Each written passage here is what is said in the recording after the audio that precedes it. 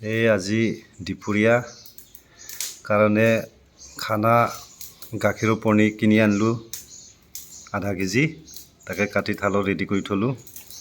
এফালে আৰু বিলাহী, আলু, পিঁয়াজ, জলকীয়া, এই মছলা পেকেট পনীৰ বনাবৰ কাৰণে ৰেডি।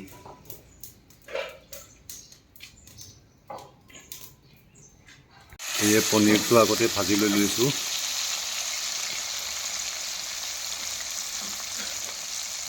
পনীৰটো মই হিলাই আছোঁ, ভাজি আছোঁ পনীৰটো। মোৰ পনীৰটো ভাজা হ'ল, ভাজি পেলাই থালত ৰাখি থৈ দিছোঁ। আগতে পিঁয়াজটো ভাজি লৈ লৈছোঁ গৰম তেলত।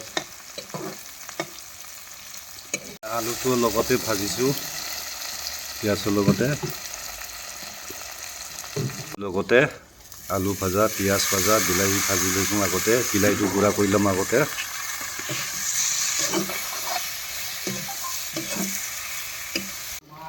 এয়ে পনীৰ দিলে তৰকাৰীত। Good morning everyone. এতিয়া মই পনীৰ বনাই আছোঁ। পনীৰ, আলু আৰু বিলাহী এই হৈছে পূৰা উতলি আছে। পনীৰ আৰু আলু আৰু বিলাহী আজি কিন্তু খাই ভাল লাগিব দেই পনীৰ।